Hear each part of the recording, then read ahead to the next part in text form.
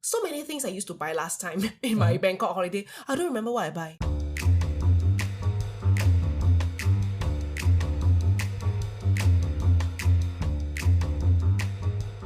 Yeah, hello. Maddy. Hi, Good morning this again. is a Sunday yet again. Yes. Morning. We are here to record episode 19. Yes. Okay, and of course, once again, my name is Jeremy. My name is Maddy. We are the Imperfect Rainbow. 哇，今天我们要闲聊一下 I know. about traveling. I want to say 越讲越顺哦，那个 We are the Imperfect Rainbow 讲越爽没有？越爽对我this is episode 19 already. Like, how did you even get here? Yeah, we're always I know. asking ourselves, how did we get here? I know, right? But I think it's always like that. Like, because I think this week we just posted, was it 13 or 14?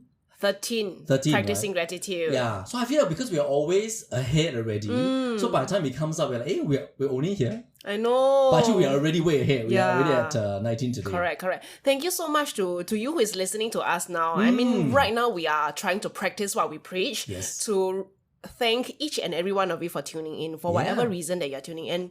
I've been recently hearing a lot of nice things that people are saying about podcasts. They say that we are So inspiring. So they feel grateful. that they feel connected to us. They like our stories. They feel that it's very comfortable to listen. And they say that we're very authentic, very local. Yes. So thank you so much for listening. I mean, we hope to continue to bring authentic stories, connecting you to us. And if this episode or any other episodes that makes an impact to you, please share with your friends. Yes, I think yes. If you feel connected, I'm sure they will enjoy this recommendation that you That's right. And I think we always 感恩的心, right? They say. So we are always very grateful that we started this journey ourselves. So we are thankful and grateful to ourselves. But I think at the same time, we're also thankful that you're also on the journey with us. So I think as you come along the journey with us and as you start giving us more inputs, more feedback, more response, I think that obviously gives us more strength to go on, right? Yeah. And I'm really enjoying the journey so far. So it's been really fun. Yeah, we acknowledge that everyone has our own journey. So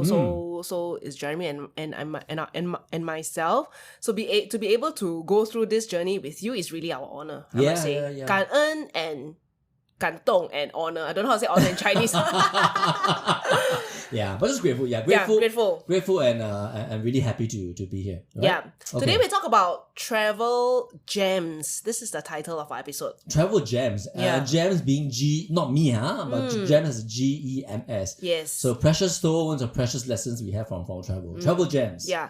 I think we want to talk about this because as Singaporeans, all of us travel quite a bit. Our number one national hobby, I think. Yeah, like, whenever, especially school holidays, if you're a parent with children, June, December, even March, September, sometimes the airport is crowded.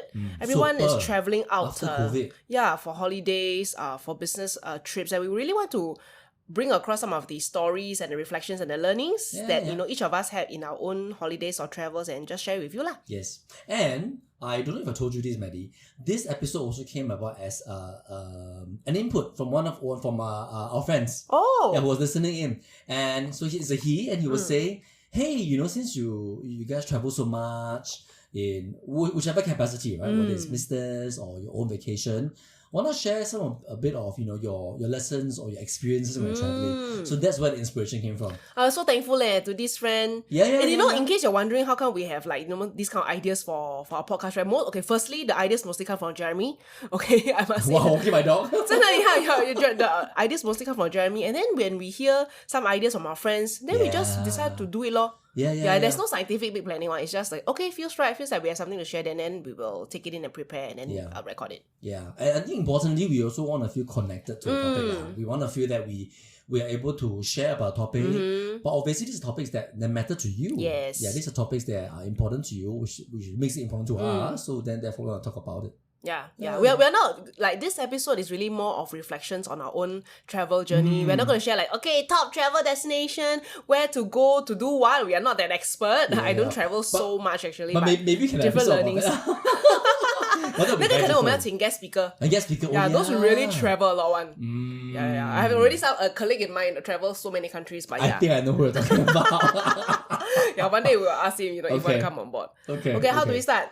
Why why, do right? we want to talk about travel gems? Yeah, always start at why. So I think why was, somebody, one of our friends kind of made a request for this. But I think as I was preparing for the podcast, I also realized I think there are a lot of precious lessons, that I've also learned. And as I reflect on my travels in my life, I think there are a lot of interesting lessons, that we can pick up from it. And then when I reflect upon it, I realize, I didn't realize that lesson was learned from my travels. So we thought it's a good space to share about that today. Yeah, recently I've got a conversation with a friend, right? She said that I think she consulted with a tarot card reader or something. So this person said that traveling is actually important because when we travel out of our country, it's like our energy is being renewed and refreshed. So there's like a kind of a spiritual or energetic exchange or a reset or refresh when we travel. Yeah. So when we go out and we come back, then we have these learnings and reflections. So it's actually a much needed thing. Yeah. Yeah. I come to see that, oh wow, I didn't have not had this perspective. Yeah. But hearing it sounds really makes sense actually. Yeah. I can totally see that because if when you're physically in the country, I suppose you're always used. There's a whole rhythm that you have, right? A whole rhythm, a whole vibration, whole level of energy that you have. But I think once you are out of your comfort zone and out of your kind of original habitat, and then you are exposed to new things and new places and all, I'm quite sure it brings about a whole new different level of energy. And hopefully the energy recharges you, right? Refreshes you, recharges you, and rejuvenates you to be ready for the next stage or next whatever. Which is why I think holidays or short breaks are so important. Important, right? It's really important. It is. Yeah, taking some breaks is important, but always wanting to go out of it may also be an invitation for you to relook how come you want to go out so much. I think. I mean, there's no right or wrong thing, but it's really more of a perspective. Yeah. So I think one of the things that I was saying is that bringing us out of comfort zones. When we travel for holiday or for business, it brings us out of our comfort zone, which is our home. And each time we experience challenges, difficulties, like whether it's a language lah, food lah, sanitation, whatever, it actually gives us an opportunity to grow. Yeah. We learn how to handle different situations, difficult situations, and then we just become a better traveler lah, become a better person. I think the world is very big. The world is very big. And I the perspective that I always have as a Singaporean is, we come from a very small country. We are. Some of us lah. I mean, we all been there. I mean, in many ways, because we're we call ourselves a city state, isn't it? We are really that small.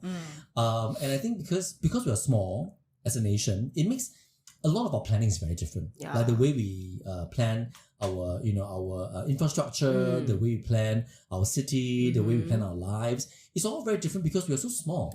And it's a lot of convenience that comes with it, right? And I'm not saying that it's an easy task. No, I think there are a lot of ways that Singapore has done very, very well.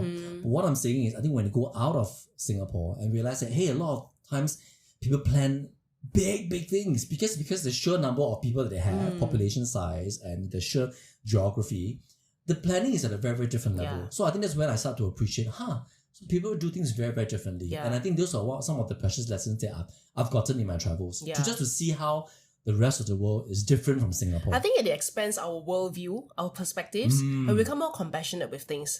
Because we've had it rather very conveniently and easily if we are living in Singapore. And when we travel overseas, we realize that, wow, want to order a taxi. Okay, maybe not a taxi, like food or anything becomes so much less accessible. Then we also learn to appreciate the things that we have in back at home, right? That is true. Yeah, basically it expands our worldview and make us a more compassionate person. And more grateful for what you have. More grateful. So let's see if we can just do this back and forth, right? I think the first precious lesson that I've had from my travels is it's just to learn to be more curious. Being more observant and seeing how the world is different.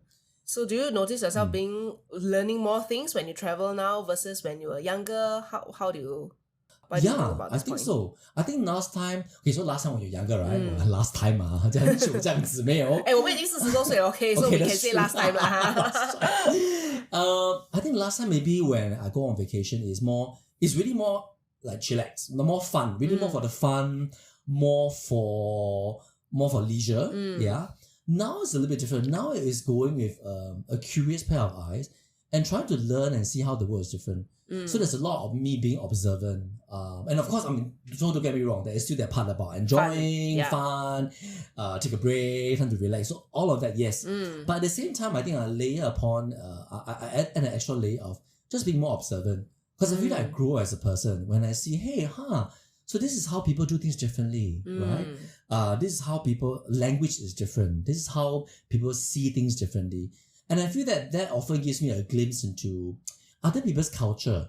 So Can you give us an example? Okay, so I'll give an example, right? And I'll talk about language. Yeah. The language is a very interesting example because I personally love languages, and I feel that languages also reflect a lot about culture. So I, some of you will know I enjoy Thailand a lot. Yeah. Not just because it's a nice destination, but I think it's because I have a certain connection with the country. I think it's been very, very welcoming. So I actually picked up Thai before. I didn't know that. I did. It's like a what do you call that? Like a beginner / intermediate. Okay, I didn't know. But purely conversational. So I didn't get to the point where I'm learning to write. So and it was fascinating because you're learning about nouns, a bit about grammar, structure. So I really like how when you learn certain words. So for example, this is an example, thunder. Okay. So thunder, and if my Thai teacher is sitting, I better get my pronunciation right. I learned Thai before, so let me You see. did, huh? Okay, very good. So in Thai, the word thunder is fa rong. Oh. So I don't know. got it right. Yeah, fa rong. But I want to break it down for you. So fa rong. Fa rong. Fa means sky. Okay. Right? And rong means sings. Sings? Yes. So when you put the two words together, thunder is literally translated into Thai. The sky is singing. The sky is singing. Isn't that beautiful? Isn't that very beautiful? Yeah. I mean, it's very literal, but it's very beautiful. Yeah. The sky is singing, and that's thunder. So to me, I think, you know what I really appreciate about that? I find that there is such a strong connection between the people and nature and Mother Nature. Yeah, because thunder is the sky is singing. So to me, the language reflects the relationship between the people and Mother Nature. And the Thai country is a Buddhist, a lot of mostly Buddhist kind of centered Buddhism country, as right? a national religion. Correct. So maybe there's some link there. I don't know. Perhaps. Yeah. But I think it's also and it's also the simplicity of and the literal way they are kind of the way the language is used. So I found that really beautiful, and I think that really reflects a lot about the people. I feel about the way they think about things. But that's also you being curious to, how come these words are being put together in such a beautiful phrase? If you're not curious, you'll be like, okay, farong. That's right, exactly. It's true. You wouldn't question that another layer deeper, right? Yeah, you wouldn't. And that's what I mean about being curious and being observant. When do you notice this mindset about, or rather your curiosity about holidays and traveling change? I suppose as I start going more, I probably would say a bit more when I go on my business travels. You know why? Because I think when you go on business travels, you are beginning, because you're obviously there, you have an objective, right? You're there to think about, okay, how do I make business work? How do I understand the people? How do I make connections? How to have a good partnership, right, with certain distributors or partners, right, in different countries. So that's where you start learning to, now I need to make it work, and therefore I need to put in the effort to make it work, because there's an objective there. Okay. Yeah. So I think that's when I started being a bit more observant because of business travels. I'm sure your business partners will be very, really delighted, at your curiosity about the language. I think so. About the food. Why like asking them more questions about their food, their culture, their language, right? I'm sure they will feel appreciated. I'm sure they do. Because you're not like just somebody who comes in and, sign a contract and leave. Yeah.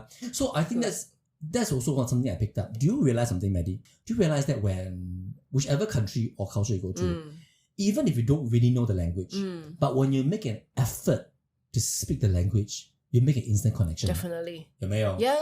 Right? Yeah. So even if it's a hello, like it's a sawadee-ka, or it's a bonjour, or it's a cảm ơn in Vietnamese, whichever it is, I think when people see that you make a genuine effort to connect or to speak the language, especially when it comes to language, you make an instant connection. Yeah. I think it's really just how it's a little bit linked to our episode of making small talk, right? When you're really curious about a person, no matter whether they are a potential business partner or they're your colleague, when you really ask normal human to human questions, then they feel safe, they feel heard, and then they like you lor. Yeah, it's true. It is true. Interesting. Yeah. So I think there's this part about language that is fascinating. So I think next time you go on travels, try picking out some words. Yeah. I mean, I'm not asking you to learn the entire language, but start being more observant about whether it's something. It could be like, just road signs. Yeah. Road names. I find road names very fascinating, actually. And even the toilet signs. Toilet signs are designed differently in different countries. Yes. Toilet signs, road signs. things like this, like things that make you go like, I didn't realize like that. Yeah, try being a bit more observant about this. I think you find your travels to be a bit more meaningful. Talking about meaning, so my prep about holiday is how different holidays mean to me in the 20s and the 40s. Tell us more. So like holiday planning when I'm in my 20s is all about maximizing my time in the entire day. So wake up early. I'm talking about like a shopping trip. Let's say Bangkok. Okay, so shopping massage. So holiday intention is really the same thing, like having fun. Okay, food. Shopping, buying things. The whole intention is about acquiring things. Acquiring, like buying more as much as possible at the cheapest price. Okay. And then making sure that, like today I was just talking to my husband, like if we go to Platinum, right, we just want to make sure that every single floor is being covered. Wow. Every single store is being optimized. We just want to maximize our time there. That's like the whole intention of how holiday was when we were younger. But now, in my 40s, like I think it comes with age lah. Comes with the age, comes with wisdom. Also comes with maybe deeper pockets. Okay, the truth is also deeper pockets. You can experience different things and plan longer holidays. Last time it's all trip chills, mom. You stay in what is it? Asia Hotel. Oh, you mean like in Thailand? Like Thailand. Okay, this being a Thailand episode. All the Singaporeans stay in Asia Hotel, right? Because you want to go for budget hotel, budget food, budget shopping. So it was also links with how much money you have lah. That means that's the reality of it. But now in my 40s, I have a completely different intention about planning for holidays. So I have intentions. I want to talk about this family holiday that we went to India last year. Oh, I remember this. Yeah. I remember this. Yes. So it was so last year I have an intention to, I think what was my core desires. My core desires is I want to be friendly with discomfort. Okay, something like that. And then I was thinking, okay, it's time to plan for our year-end holiday in December. Where shall we go? And there's so many countries to consider, right? And then immediately I thought about, let's go to somewhere in line with this being friendly with discomfort. Let's go India. Because India is a country that I have never been to. I've heard so many stories about India, possibly maybe the food is very spicy, the place is not clean. I mean, everyone has their opinions and advices on, where to go and why not to go. But I'm like, okay let's just try. I have no expectations. I have no idea what it's going to be. I know it's going to be challenging because I don't know the culture. I've never been there. I don't even really go to Indian restaurants So it's not like something that I really... not very familiar not familiar with, but it's because of the pure unfamiliarity of this country. But it's like big, it's a powerful country, then I'm very curious. Okay. And I'm really glad that my husband is on board, on board this whole idea of, being friendly with discomfort. So we plan... Because we must admit, this is also not one of those common... It's not common at all. Right? In fact, it's not only not common, it's undesired. I think not as popular, yes. Not as popular. Yeah, because in my conversations with some people who we talk about holidays, I'll be like, why you choose it? You cannot imagine the kind of response that I get from our fellow Singaporeans. They were like, oh my god, why you choose India? It's very dangerous one there. You know that you cannot go to the taxi alone, right? You know there's a lot of this. You cannot drink the water there, right? Yeah. There's a lot of these views, which I completely respect that it's all shared out of concern. But I also glad that my friends are giving me all this advice lah. But eventually I still chose. And I want to say sometimes these perspectives are colored by their own experiences or maybe the stories they have heard. Sometimes I think the reality is also painted by the media, how the media paints it. Yeah, the news, So I do want to say this thing, right? Sometimes we need to be aware of our biases and also go against them and also realize that, hey, I've got biases because of all these stories I've heard. But sometimes you need to experience it for yourself before you form those biases or to challenge those biases, because sometimes I feel that don't limit your options or your alternatives just because you think it's like that. Yeah. Like do it for yourself, see for yourself, and then you decide. Always tell my children, right? Don't believe in everything you see and hear. Don't take everything as surface value. Don't even believe what the media says all the time. I mean, there's a situation, but it is really up to the interpretation of the media, of this person, of that person. And for those who share with me some of their opinions about India, right? Oh, they've never been there before. Exactly my point. And can I give one example real quick before I go back to India? Please. It was like, okay, so I went to Japan recently, right? And then they were saying that, okay, hey, there was an earthquake. There was an earthquake, so on and so forth, and a lot of things happened. But sometimes the media may not be extremely precise about where or what, etc. So everybody became really, really worried. Became very scared. People were texting me, like, hey, Jeremy, are you okay in Japan and all that? And I'm like, yeah, I'm okay. I felt the tremors, like when I was scooping my Japanese rice and my curry. So I was scooping the curry with the ladle. The ladle was vibrating before I scooped the curry onto my rice. But other than that, I'm fine, right? So sometimes I think, so again, you must always be aware that the way your brain receives information is, sometimes it's just a blanket information. Like, oh my God, earthquake in Japan. Are you okay? Which I'm glad for the concern. But not every single detail is painted. So sometimes, like even COVID, when I traveled during COVID, people were saying, oh, everything's come to a standstill in Europe and all that. But guess what? When I went to Germany, Europe, when I stepped onto the streets out of the airport and in the city, everybody was having life as per normal. Everybody's going to restaurants. Everybody's out. I'm like, this is very different from what I read in the papers. Back in Singapore, it was saying that, oh my God, it's the epicenter of what was that? Omicron. Right? It was the epicenter of Omicron and all people are dying. And I'm like, when I'm there, people were bustling on the street. People were having... That's the reason why I don't watch the news. Yeah, okay, well, I really don't watch the news. Yeah, because they often paint a very skewed picture of reality. They only show you like one snapshot. So don't believe. So I think one of these things is really, when we travel, we expand our worldview on things. We start to realize that in what we are experiencing back at home is really so different overseas. I think that actually opens our mind to different perspectives. Okay, yes. So sorry, back to your India. No. So I'm just talking about like how different now setting holiday intentions are. So the reason why I chose holiday in India is to want to experience the diversity in the culture. I know that it's a culturally rich country, so very curious about it. I also want to be friendly with discomfort, like travel intercities, taking the trains, meeting the people. I want to really just know more about these things and learn, expand my mind. And I also enjoy time with my family alone. I think that undivided time as a family in a foreign country is really precious. It's something that we don't, do so much at home because we have our own schedule, children have school, but that being all the time on the road together is quite wonderful. It's quite nice. And I think it grows us as a family. It also grows my children's perspective of things as well. So I'm really thankful. I'm really happy that I went to India, and I would encourage all of you to explore India because there's so many things that I hear before I went, and now that I come back and reflect, it is so different. Yeah, so different from so many different things that I've experienced myself. Yeah. So I'm curious, and I think this is where we can learn from you as you plan the holiday. Because I mean, obviously, it's like we already mentioned, it wasn't a popular destination. But was there something about this trip that made it different when you planned it, such that it involved the children more, etc.? Like, was it like you feel that the family bonding time that you mentioned would it have been different if you were not in India, in another country? I wouldn't be sure to say. Okay, I'm sure even if you go for a country that you're familiar with, Thailand, Japan, Korea, more structured, more what do you call it? Trains, safe places. I'm sure these countries will also pose different challenges. And each time there's a challenge, you grow, right? So I cannot say for sure, but I can say for myself that in India we had a very difficult road trip.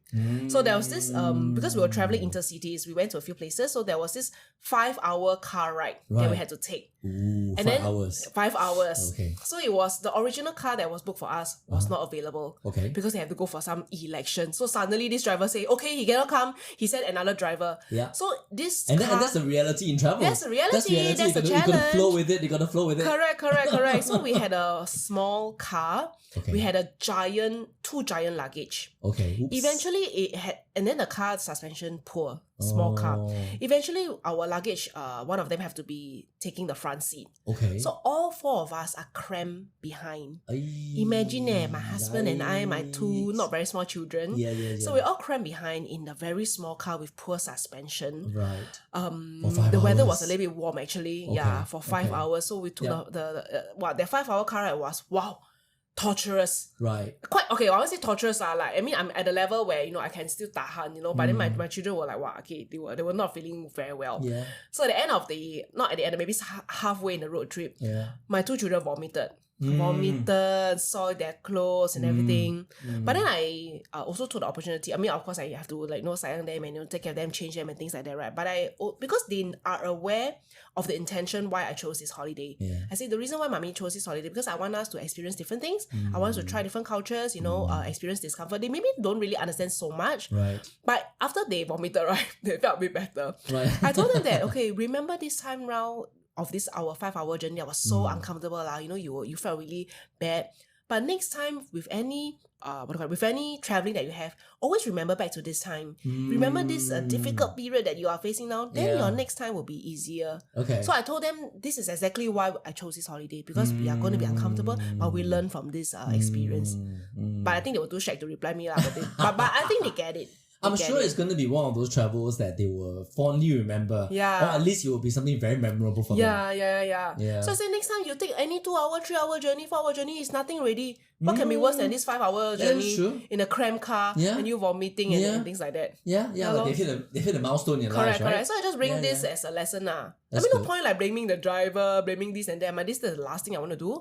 I want to lean into the discomfort, which is exactly the intention of this holiday. Very good. Yeah. So they also learn a lesson. I think they learned a lesson. The yeah, and they were really well behaved in the actually not say well behaved because they are already quite big. But really for me, it's nice to see this different side of them. Quite mature, they understand, they were playing, they were leaning along this whole holiday, trying things, They could tough it out. They could tough it out with you. Yeah, they have their own opinions and, they were just being like adults. I'm very proud of them. Yeah. And I think it's nice that, and do consider this because we are, and usually we go for very comfortable holiday destinations and all that. Which there's time and space for that, for sure. Enjoy that. But sometimes once in a while, going to such vacations could be quite interesting, right? Correct. Learning to lean into discomfort, like what I said, trying things that are not familiar, trying and then new learning food. to deal with it. Learn to Correct. accommodate that. Yeah, I think experience that we gain out of traveling is you cannot use money to pay. It's priceless, right? Yeah. All these people connections that we have in the holidays. The kind of in India is really a whole structure of mess. Yeah. Everything is happening, but it's a beautiful structure. So also it's a beautiful mess. Beautiful mess. It's a beautiful I really mess. see different side when I travel, and I really appreciate what's going on there, and also appreciate what we have at home. Yeah. And honestly, I've not been to India. I've always said that I wanted to do it. In fact, I've always wanted to say I want to try that Indian wedding. Go India. I want to go for Indian wedding because it's very the whole thing is very dramatic, right? Yes. Oh my god, it is. It's 1 week or 5 days of celebration. So flying to India is not expensive, No, I don't think it is. I don't think it's it is. $400 to $600 only. But one thing I always try to do is I always try to visit the country where I have friends there. Of course. Yeah. So I realized two birds at one stone. Yes, that's right. So you get to catch up with friends, but you also get to see how the locals see the place. Correct. So that's one thing I've always enjoyed. So maybe a little travel tip for all us out there. Try make friends with your colleagues, etc. People from different countries, culture. And whenever the opportunity arises, I think it'd be great to visit a country where you have a friend there. Yeah. And the friend brings you around from a local point of view. Yes. And it's quite different. Yeah, if you go India, you must go stay in the homestays. Because homestays will interact with the local owners, and then you will have a lot of nice conversations about the culture, about education, because it's homestays, local ma. It's different from the feeling of staying in a hotel. Right. Hotel is more commercial, you don't get so much interaction and things like that. Correct. Hey, I have a story to share on that, since you mentioned it. Because hotel homestays. So it's a bit like Airbnb, Yeah. I think so. So I had this amazing Airbnb experience. Which country? New Zealand. New Zealand, yeah. I think it's interesting. Out of all the Airbnb experiences I've had, New Zealand had the most interesting one. Tell us more. So mostly it was Airbnb experiences, but there's one particular one that was really beautiful. Like, we arrived very, very late. And it was only one night. We arrived very late. And I believe it was, I hope I don't get it wrong, I think it's in Lake Tekapo. I think it's in Lake Tekapo, but let me double confirm that. And then we stayed overnight. We arrived very late. And next morning when I woke up, it was beautiful. Their house was actually on the edge of a beautiful lake. By night when I arrived, I couldn't see that, right? It's all very dark. Next morning when I woke up, it was a beautiful sight of a huge lake. The clouds were rolling. It was early in the morning. And there was like a swing, a metal swing. So it was quite cold. So I was wearing my bubble jacket and I was sitting on the cold swing. I remember it was very cold to the touch on my ass actually. It's cold on my ass. But I could hear the birds flying across, and you could see the sun slowly making its way out from the horizon. And I just found so much calm and serenity in that moment. And it was just a beautiful sight. I mean, even right now as I describe it, I can vividly see in my mind's eye, right, of that morning. And then I was there by myself for a good 1 hour. And then the host came up and they saw me enjoying like the little backyard. And they said, I'm so glad you're enjoying this swing and this little space here at backyard. And that's exactly how we designed it to be. We wanted our guests to enjoy this beautiful place, a slice of heaven that we call home. And it was a couple. It was a lesbian couple. One of them was a teacher. I can't remember what the other one did. And then we just started having this beautiful conversation about their life in New Zealand, about how they eventually, and I think they were both not they're both not original or New Zealanders. I think they migrated or they moved there, or maybe one of them was. And they decided to, how their whole process and how they decided to make this place their home, how they started living in this neighborhood, with this how they settled in, how they made friends, how they started doing gardening. I think it's these little precious conversations and this precious connection that I felt was extremely meaningful, right? Because you wouldn't get this from your typical kind of, tourist agenda. You wouldn't get this on some travel blog. You wouldn't at all. And up to now, I still remember that connection and that Airbnb story so well. Moment. And that beautiful moment. Really, I mean, it's one of those I think you need to share the link of this hut or this place. I should. In the show notes. I'm sure our listeners, when they listen to this rising sun, the rolling clouds, I think they want to go there already. Yes, it truly is. I mean, it is still one of those moments that I remember. And I think that's one thing I do. I actually collect all these memories. Because one point I wanted to make was I love to find these like me moments. You know how when you go on travels, you are usually kind of going through there's a schedule, right? Yes. Itinerary, there's an agenda. But I always make a note to find these moments by myself. Capture moments of joy. Yes. And I want to make sure that it was a me time. Yeah, I always do that. Whether it's, and it could be anywhere.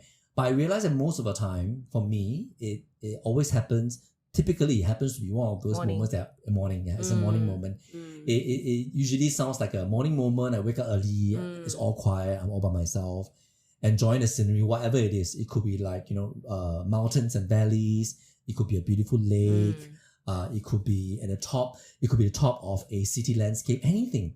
This is mindfulness in practice, it is. Isn't it? It really is. When you're mindful, you are present in the moment. Yeah. You enjoy the beauty of what comes up. Yeah. Because if you're not mindful, you'll always be rushing to the next thing. And I say this because I'm so expert of not being mindful before I practice mindfulness. Right. Where we'll sit there and like watch the cloud and everything. In the past, I'll be like, 浪费时间. Waste time. Yeah. like last time, I will be like, hey, let's go and have breakfast ready. You know what? Why are you sitting here? Like, why are you wasting time? This is last time how I used to operate. I was always operating on this mode last time. No time. Press on with the schedule. Press on with the itinerary. Yeah, so I really, this mindfulness thing is such a beautiful practice where every single thing that you do can be a moment of joy. Yeah. That's where we introduce joy in our life. Joy is not a destination like we sometimes say in our recordings, I think. Joy is in the moment of just simply watching the sunrise. Yes. And I like it when you say you capture it. Yes. You capture these me moments. Yeah. Because if you're rushing, then how to say it, like then how do you want to live your life? Yeah, you don't really savor the moment. Yeah, I mean, that was such a beautiful moment that it's there for you to savor. It nourishes our soul. It really does. And can I give a suggestion? I don't know if this is a common practice, because I learned this as a technique before. It is, when you want to capture a moment like this, you need to be very deliberate about it. So let me go through the process. Yes. Because if you notice, I actually remember that moment very, very well. And that's because when I was there, I asked myself questions. Wow. And this is a process, but it's a very simple process because you want to be connected your 5 senses. Okay. So when I was there, so I asked myself, my 5 senses, right? So when I sat there and on the swing at the lake, number 1, what do I see? Ooh. So I'm actually very, very observant. What do I see? I see the rolling clouds. I see the sun peeping above the horizon. I see the clouds rolling. I see the birds flying. Next, how do I feel? Am I feeling cold right now? Which is why I mentioned about the cold swing on my ass, right? I can still remember how cold it was, right? So how did I feel? The touch, right? The sense of touch. What do I smell? I smell the crisp air. I smell almost like this fresh cut grass, almost, right? What do I hear? I hear birds calling out in the morning.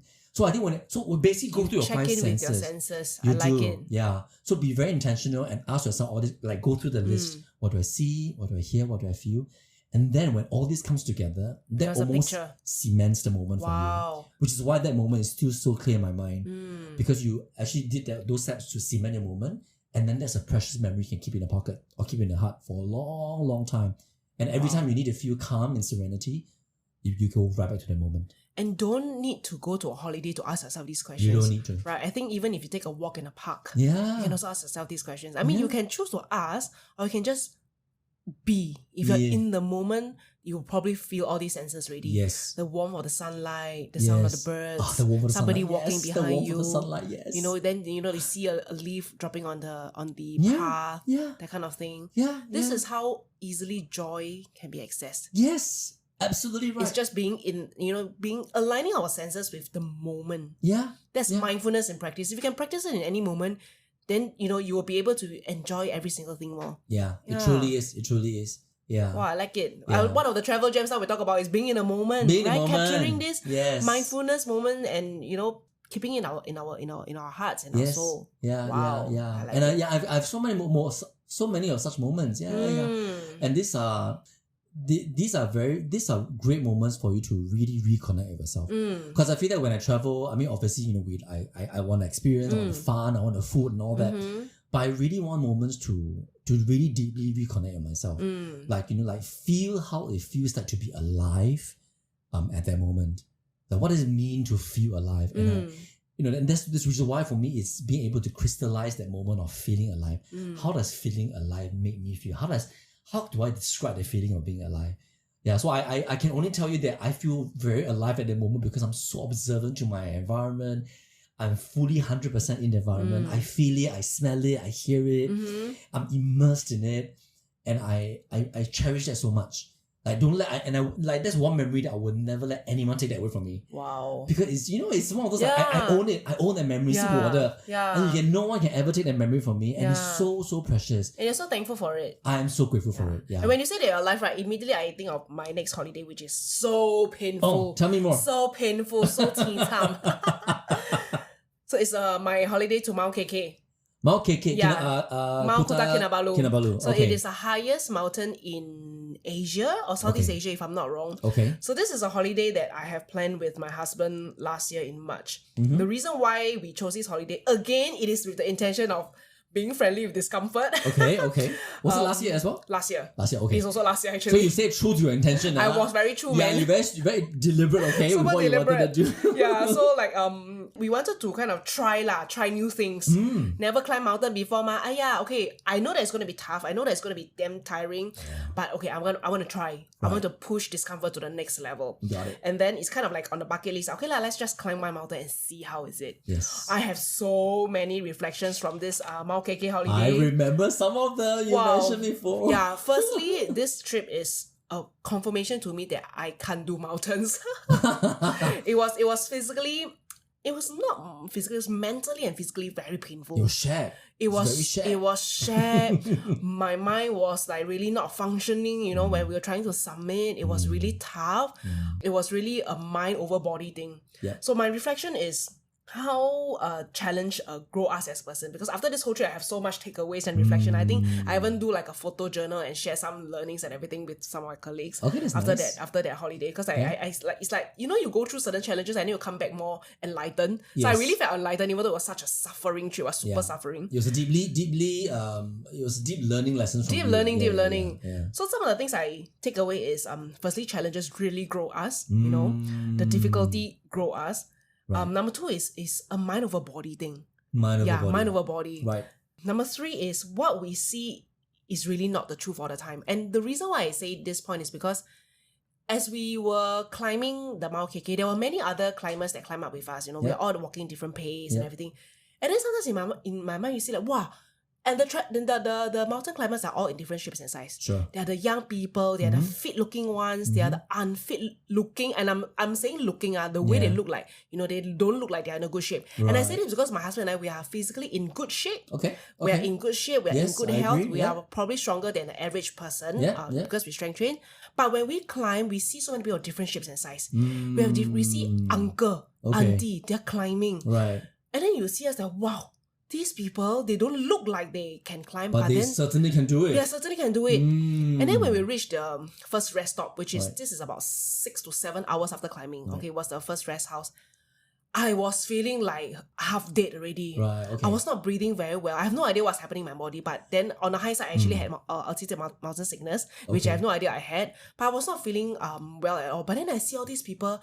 How come they have so much energy? Right. They're eating the buffet happily, you know. And those people that I think that they are like not fit one, they are like, you know, they are like talking and, you know, happily chatting, where I'm such a, in inverted commas, such a fit person, but now struggling. So that when I was at the rest house, it really dawned on me that, wow, you really cannot judge a person from his cover. Right. You think you're very strong, but people are stronger. You think you're very weak, but you know, it's really not what you see and hear. So that deepened my understanding about not really always believing what you see. And then the last lesson is really one step at a time, lor. Right. Like how we climb from the start to the end, it's really taking one step at a time. There's really no shortcut. So anything that you want to do in life, whether you want to climb a mountain physically, or you want to achieve a certain goal, or you want to be a better version of yourself, anything is just one small step at a time. There's no hurriedness. You cannot hurry anyway. If you hurry, you probably will punt it. Yeah. But there was a lot of reflections, a lot more than this, but I'm really glad I did it. Yeah. In fact, my husband is going again. Really? On with his his own? sister this year, because I think he really enjoyed. I mean, it was really tiring for him, but he really, I think when he was at the almost to the summit, we didn't make it to the summit. He had that moment like you were describing in New Zealand. He was really enjoying the sights. He was taking videos. He was really enjoying the moment, and I really, you know, see that he misses that moment. Right. So he's going again. I'm really thankful. I mean, I'm very most thankful that I'm not going. Right. I really wish him well. You know, I want him to experience this nice holiday again with his sister. But yeah, different learnings, reflections from this difficult, painful holiday. But let me ask you, would you do it again? Like on another mountain trip or another hiking would trip? I do it again? Maybe not the same mountain, maybe somewhere else. Maybe not. Maybe it's not often not. But I didn't regret doing it. Right. Like I didn't regret doing Mount KK at all. Okay. I needed that suffering to be this version today. Sure. But I probably will not opt to do another mountain. Maybe a shorter one can lah. Okay. Yeah, and I will be a lot more prepared, to be honest. We were not very prepared. Yeah. We because brought of the altitude sickness. Altitude sickness, we didn't have the we didn't have the right medication, we didn't prep our body enough, we didn't train you know, our cardio actually. Okay. And then we didn't bring the right food. We brought a lot of protein jerkies, beef like jerkies, but then actually what we should be bringing is like carbs. Easy to absorb fast carbs. carbs, yeah, Yes, like the gels. We didn't. jars. Correct. So we are under equipped, I would say. But it was a lot of learnings and no regrets going at all. Yeah, sounds like it. Yeah. So holidays are great. Learn so much. Yeah. Any other gems that you want to share with us, Precious? Yeah, I think I also wanna just talk about seasons. Yeah, you talk about seasons. I feel that for me, traveling is a great way to see seasons, and I wanted to bring this out specifically because, like, in a way, when you go and climb the mountains, right, I think it's something that you may not easily able to do in Singapore, simply because we only got Mount Faber, right? So we don't have a lot of mountains, so to speak. So therefore, you're going overseas to seek an experience that you cannot find in Singapore. So I think seasons be like that. Like we know there are 4 seasons: there's spring, there's summer, autumn, and winter. But we don't really get to live it in Singapore. We don't experience it, right? We don't see the budding of flowers, you know, or the blooming of flowers in spring. We feel summer for sure. We feel summer all year round.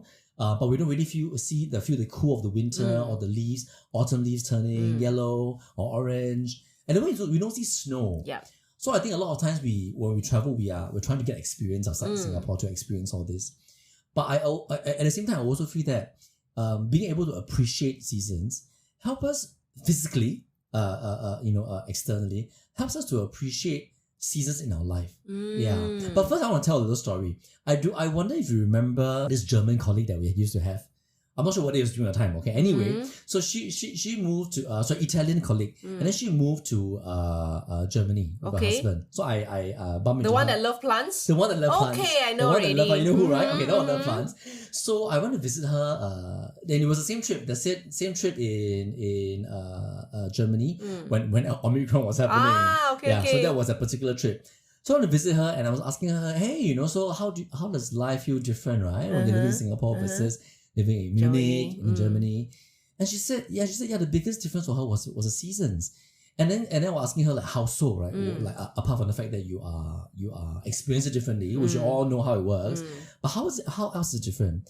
And it's interesting. She said actually the things you do during every season is different, and that's when you come to realize that when the seasons change, your behavior changes and the things you do are different, and then you start adapting to seasons, and this is what she has picked up really strongly. So for example, when spring is here, right? There's certain fruits, for example, that appear in spring, right? Or you're doing, I don't know, strawberry picking or something.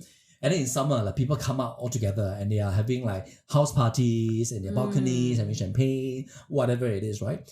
And then autumns, you take long autumn walks, right? When the leaves turn so orange, nice, right? So you see, they apart from the fact that you obviously change your fashion style a little bit and your clothes, you do different things. And then during winter, like, you know, she will say, oh yeah, then we'll pack up, because winter days are shorter, so people stay home a little bit more, they cook a bit more, and then they go for skiing, they go for winter activities. So you see, the season then signals them to do different things. Yeah.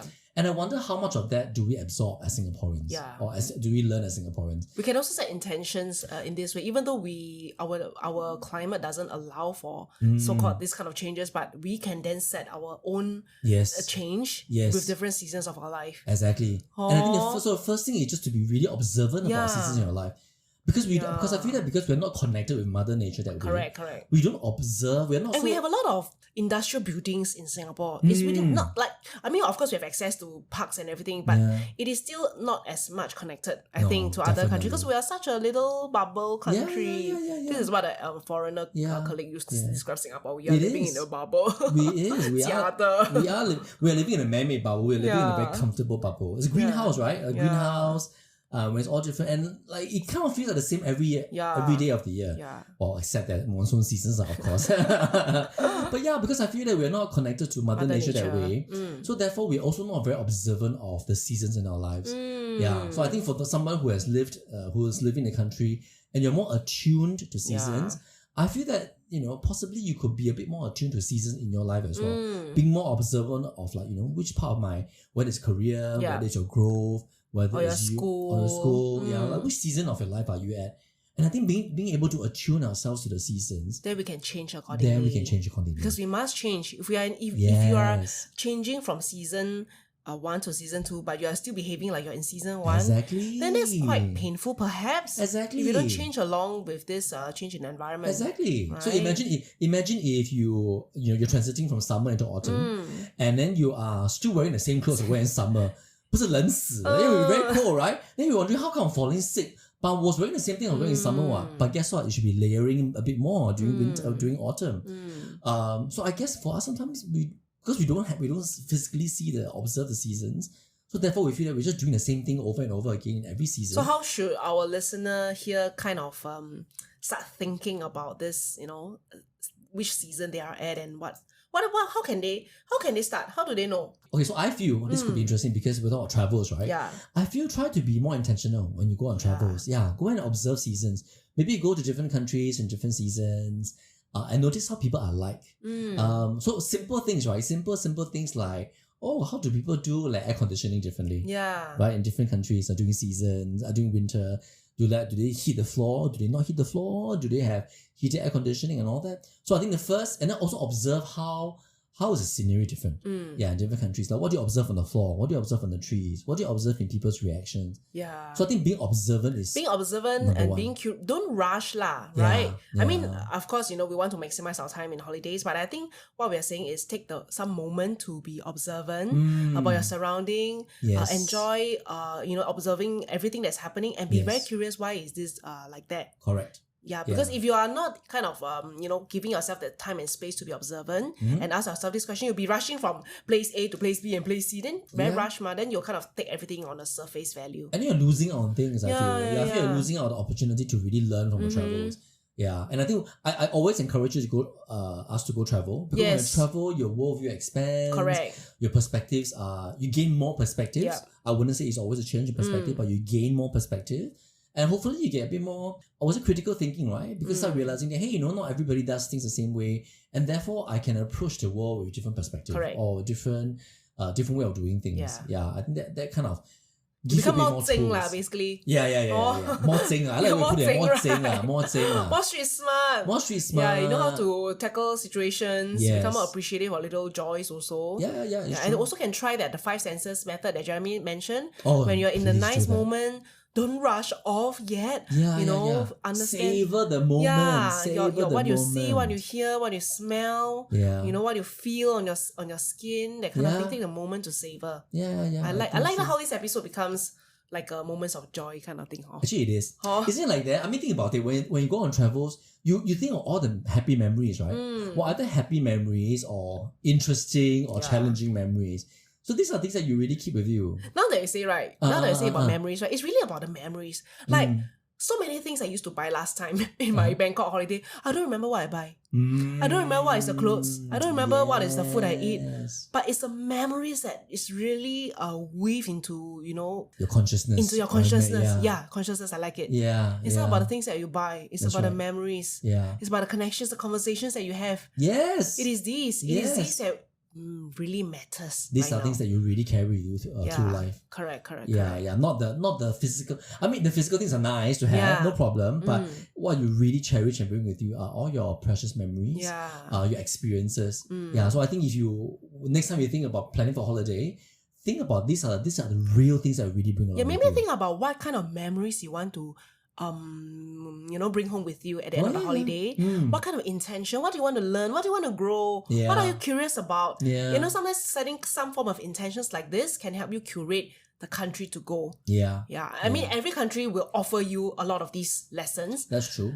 Different lessons, but it's really about if you set some intentions, and I think it will make the holiday more meaningful. And then you'll bring home travel gems. Yes, you bring travel gems. And hopefully when what you bring home is not just your shopping and all that, which is great, but you're also bringing home, precious pieces of memories that will stay with you for a very long time. Correct. Moments. I love it. Travel gem, travel moments. 又到 quotes 了. I like this episode. It's kind of fun. I like this episode. Yeah. So different our concept, but then it all comes together. Yeah. Cool. Okay, my quote is quite a simple one. I think this is really more for those who are busy hustling. When you are not making time to take a holiday, when you're always working, earning money. This quote is for you. When you don't take time off, your body will take time off for you. And why I want to say this is, like we mentioned about our reflections of our holidays, of our travels, take some time off for a short trip, go out of Singapore, go and see something different, go and eat something different, experience different things. And when you come back, you may, be a lot more grounded and at peace with whatever is. So take time off. That's good. Take time off for yourself. If not, your body will take time off for you. That's true. Be the one that to happen. Yeah. And actually, honestly, that happens to me quite often sometimes. Yeah, because you don't take care of yourself, right? You're just going, Yes. and you're not pausing to really reflect and just to take a break for yourself. I think that's take a break. You have leave, take leave. Yeah. Holiday doesn't have to be very expensive. You can take a simple holiday. Yeah, go plan your holiday. Yeah, it's true. It's true. Okay, so thanks for that reminder. I think it's really good. And I have a quote here on travel. It's from this guy called Marcel Proust. It's a French novelist. The quote is this: "The real voyage of discovery consists not in seeking new landscapes, but in having new eyes." So I'll say it again, yeah. The real voyage of discovery consists not in seeking new landscapes, but in having new eyes. 太好了. So which is what I was talking about. New set of eyes. So I think whenever you travel, think about how you can gain a new set of eyes, a new set of perspective about, how the world is like. And you can appreciate the world a lot more from your travels. So I really hope that is something that we can, take with us today. I think that's something very beautiful and very privileged. And I must say that if you're able to travel, I also say we're in a very privileged position. Correct. I've been to many countries where, travel is like once a year, once a lifetime thing for them. So I don't take it lightly that we have the privilege of being able to travel. So use it wisely, gain wisdom from your travels. And I really hope that you will be more intentional and more grateful for our travels moving forward. Yeah. Happy traveling! Happy traveling! Thank you so much for listening. My name is Maddy. My name is Jeremy. We are the Imperfect Rainbow. See you in the next episode. See you. Bye. Bye.